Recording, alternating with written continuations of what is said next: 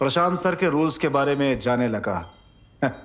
Uniform ना चाहिए, बाल कटवाए की जरूरत नहीं खे, बस ऑफिस में रह के दिन भर काम कैला, बस उतना ही उनके खातिर काफी हो खेला। तो बस अपन काम पर ध्यान दा चली। हम इस्तीफा देवे के बारे में सोच रहे रहनी, लेकिन आप सहमत ना भइनी।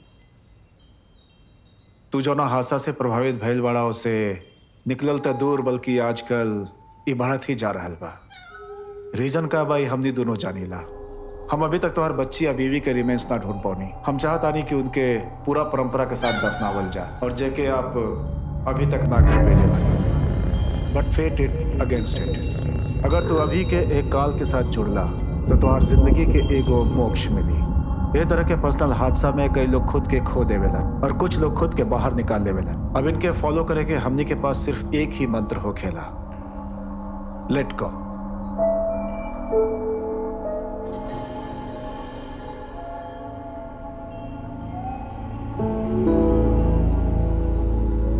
देखा, तुहार इंसोमेनिया क्रॉनिकल बन गई बा।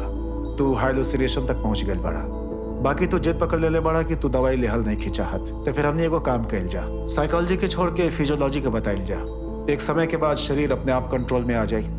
कम से कम थोड़ा तो नींद लेहल करा, थोड़ा कोशिश करके देखा। हमरा उम्मीद बा कि कुछ तो फायदा होगी। अब दवा तो तू खाइल ना चाहता, तो चला ये कह के देख ला।